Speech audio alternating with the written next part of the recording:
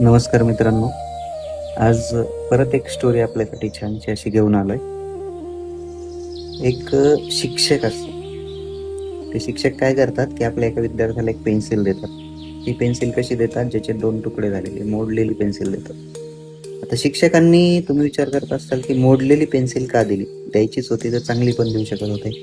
पण त्यांनी मोडलेली पेन्सिल दिली आणि त्याला काय सांगितले, की "बाळा, तू या मोडलेल्या पेन्सिलनं पण लिहू शकतो. पण कधी लिहू शकतो? तुला याला परत धार करावी लागेल."